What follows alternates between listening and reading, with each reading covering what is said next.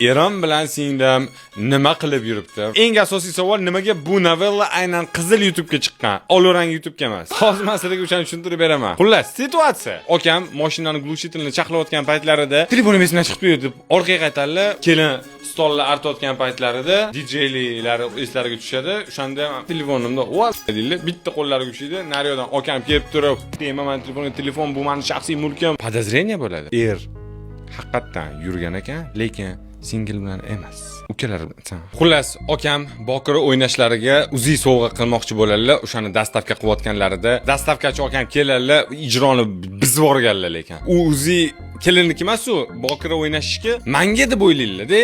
Keyin erga aytmaydilar, paketkimda solalarda, "Mana sizga berishdi" desa, "Ha, bo'ldi, rahmat, zaratga yetvordim" deydilar. Bu yerda kelin ozgina nidorazumeniyani beradi yuzlari. Okam bu yerda bizani eski rekomendatsiyalarimizga rivoya qilgan holda o'ynashim deb yozmasdan biznes partnyorim deb yozib qo'yadilar. O'shanda kelinda erri qilmishlariga nisbatan gumon paydo bo'lganida biznes partnyorlariga SMS jo'natadilar. "Davay 30 minutdan keyin ko'rishamiz" desa, eshikni o'zlarini dugonalari taqillatadilar.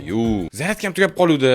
Uyingda 10 kun qolsam bo'ladimi deydilar. Xullas, rasa qolib ketadi. Nima qilay endi? Bu yoqda 5 minutdan keyin sinisi ham kirib keladi.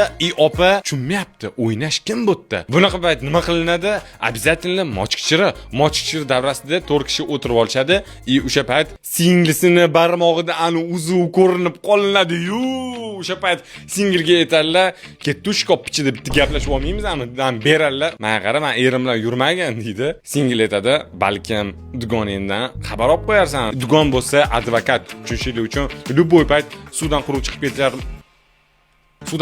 ketishlari mumkin. Hammasi jonimga tegdi. Короче, sen bilan o'ynashsan" deydilar. O'shanda, xotin, kursdoshingmi? Dugon botdan aytadi, "Sendan buni kutmadim. Davay biznes partnyorga telefon qilamiz, chunki men seni ering bilan yurmayman." Biznes partnyorga telefon qilishyapti. Biznes partnyor telefon qilayotganda gudok ketyapti. Botda dugonni telefoniga qarab turishdi. O'tda, vнимание, yo'q rington. To'liq video Telegram kanalda.